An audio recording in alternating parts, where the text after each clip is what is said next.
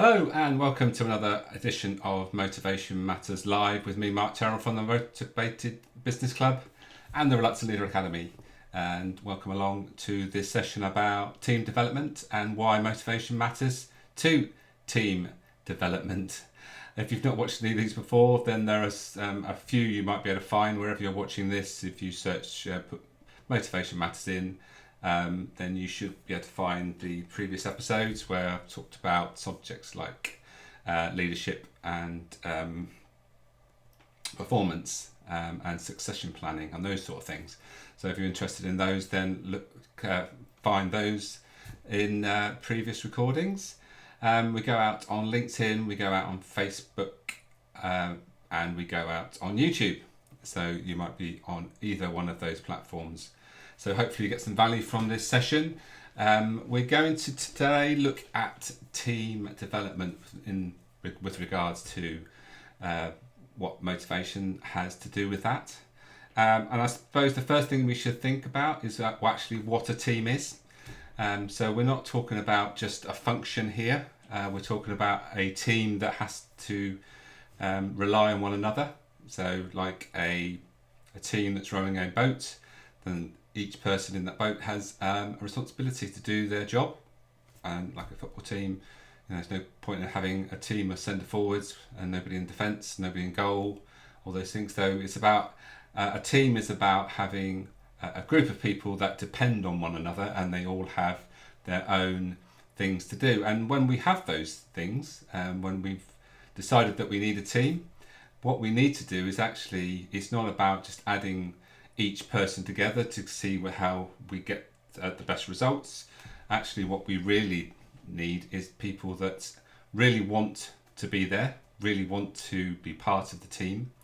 And because they're there, they multiply the effect of the team, not just by adding what they've brought to the party with regards to their skills. They're there because they want to be, and that's association with motivation is key. It's actually really wanting to be there and play their part. And when we think about teams, there is some stages that some of you may be familiar with, which I'll go through. Initially, when we bring people together, there's the forming stage of a team. And then the next stage is what we call the storming stage, where we start to evaluate how things are going to work out. And this is really when you're actually putting a plan into action with the team. And storming meaning that nothing seems to initially go quite to plan because everybody's not quite on the same page. And so storming is because there's some fallout, I suppose you could say. Some people might not actually stay with the team. We might need to bring other people in. But once we got past that stage of storming, things started to settle down. We get to the norming stage, where things are starting to form into that team, and we're getting the benefits of the team. And with regards to how the team is performing, that's starting to get better, and that's that last stage of team development is when we get to that performing stage where the team is really performing and outperforming what the individuals could do on their own. So when we think about a team, I think there are lots of things that a team need, but we're going to particularly focus on 4 elements, and these have been identified as key elements to the success of a team. The first thing a team needs is a clear remit, and a clear remit meaning that they have a mission.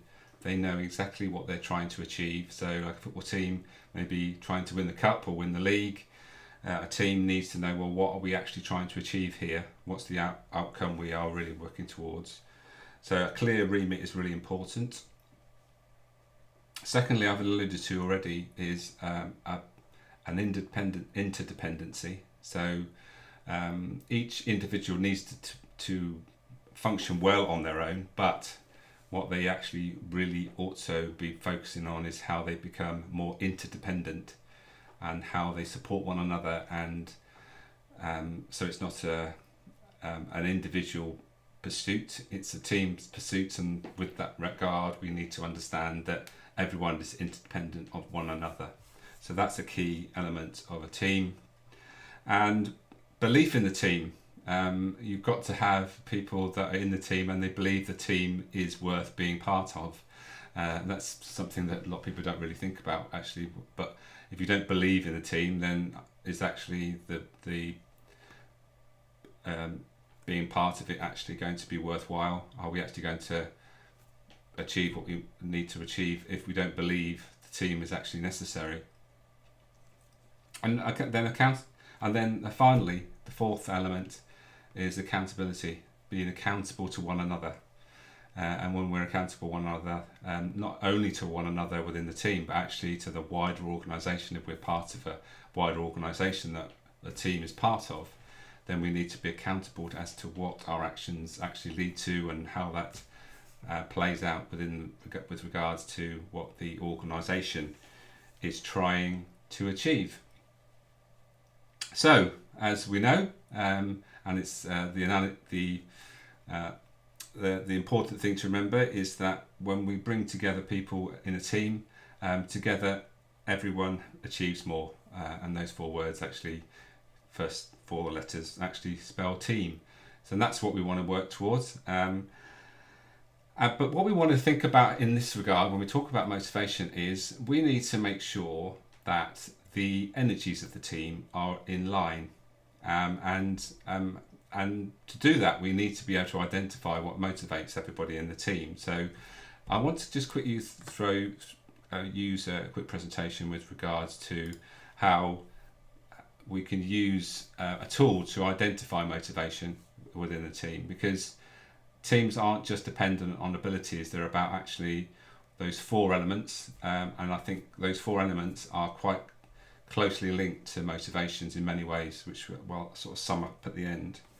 So what am I talking about here? Well, first thing we need to think about is what actually is motivation. So motivation is our reason, and also what we do. So motive, if you think about the two words motive and action, they're fused together to make motivation. And motivation essentially means the reason we do something.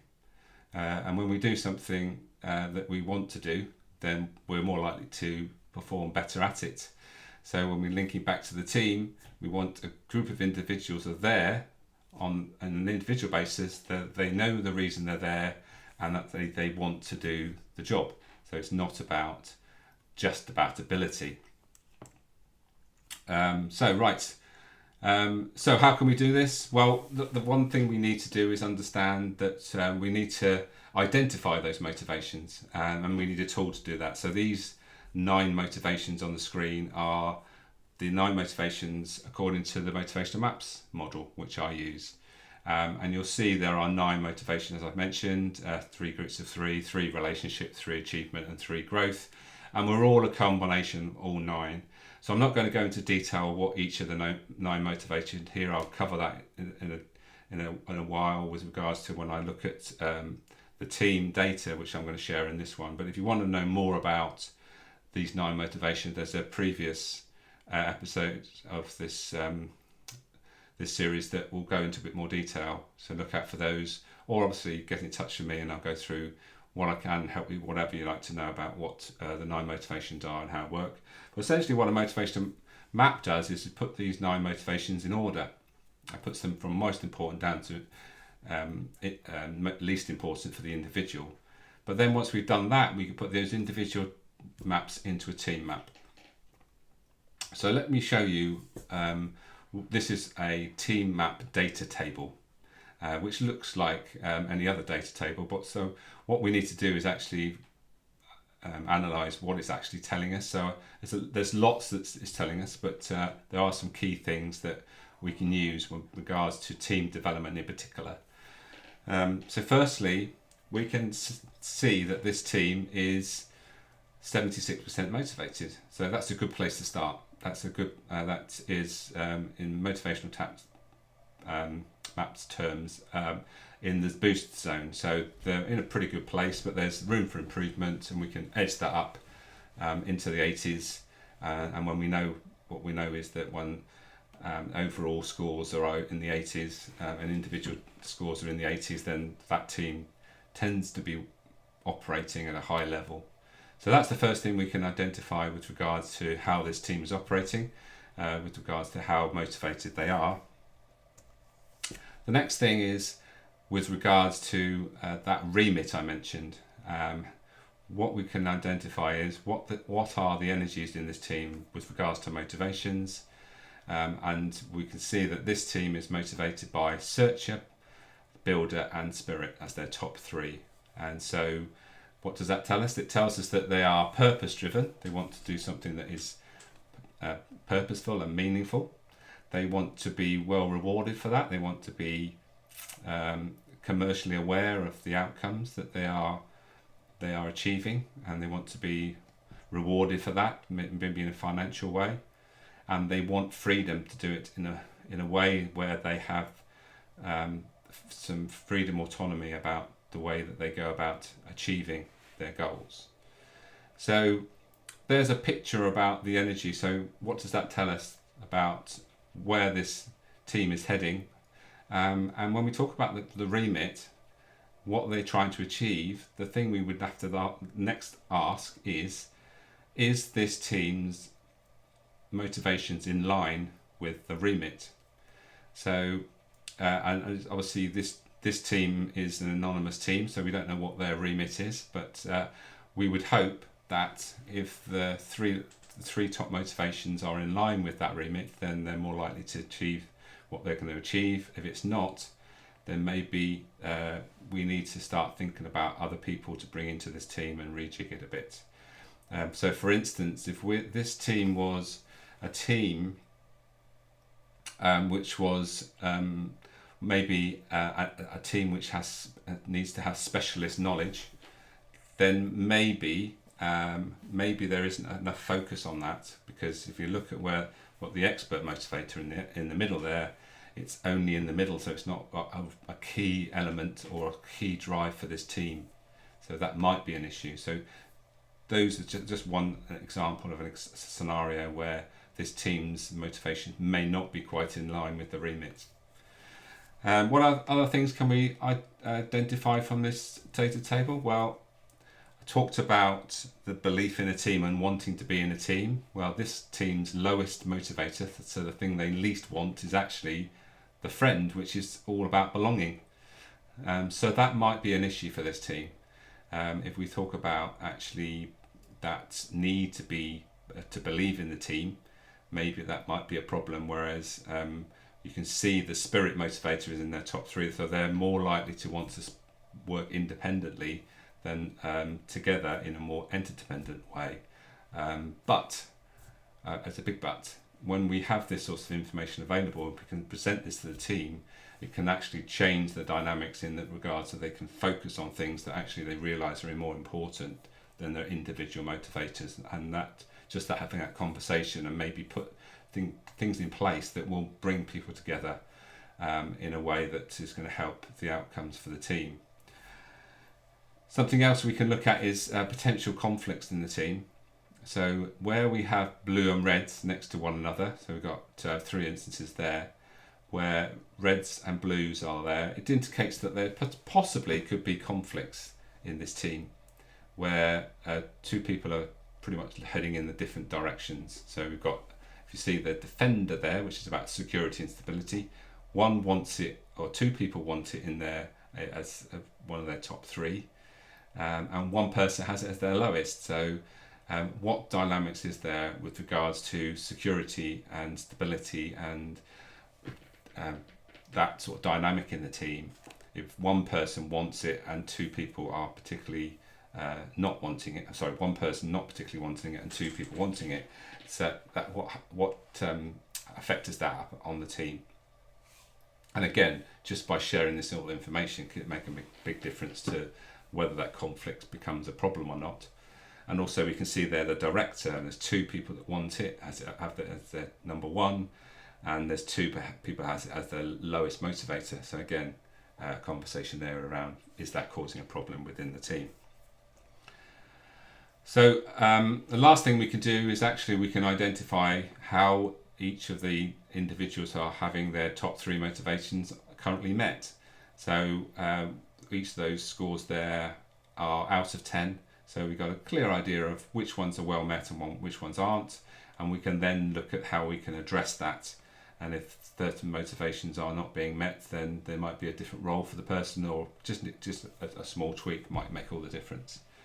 So there's a quick run through with regards to motivation, team development, and using a motivational map, and particularly a motivational team map, to make sure that the team is going to achieve what it needs to achieve, the motivations are in line, and preventing potential conflicts, and making sure that individuals are doing the things that they really want. Quick plug there for my book. That's available from Amazon and also from the website, or my website.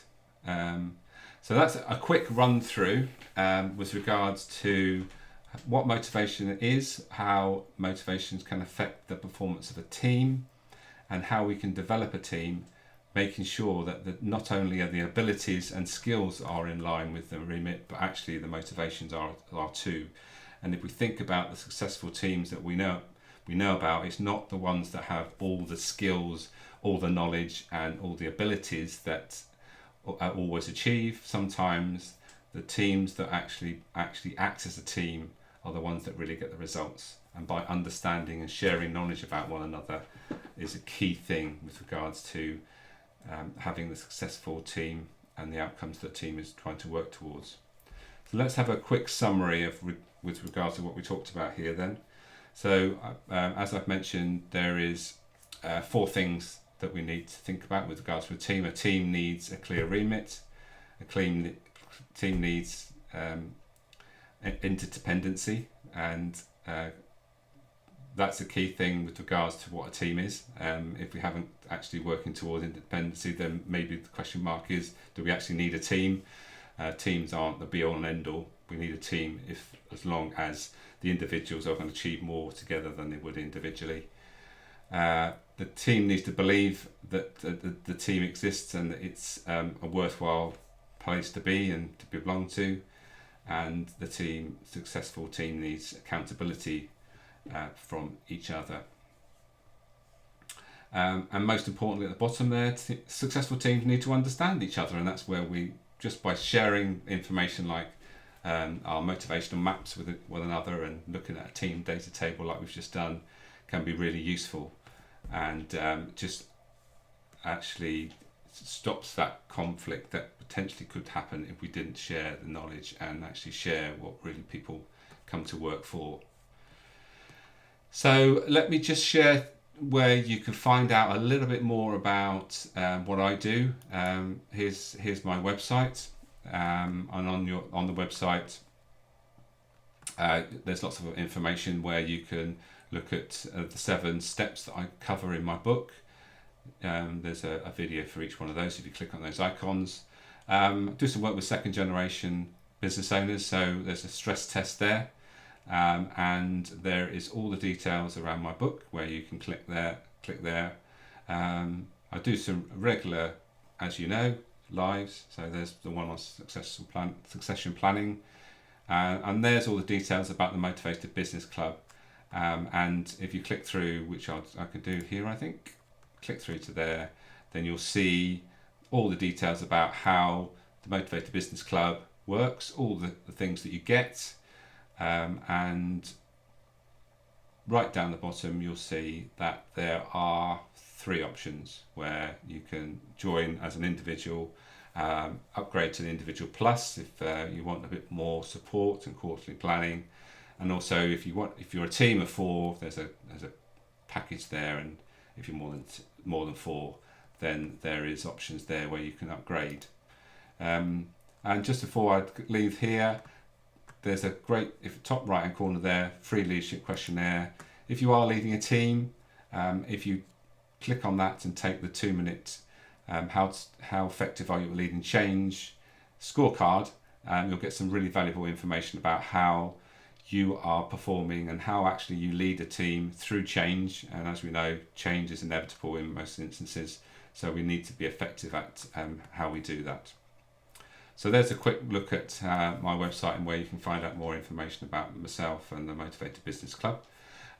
So thanks for listening. If you've been watching live, then if you've left any comments, I'll follow up as and when I can. And if you catch this on a replay, then please feel free to leave some comments and I'll come back to you, and please get in touch if there's anything I can help you with. So for now, hope you have a great week, and I will see you very soon on the next Motivation Matters Live.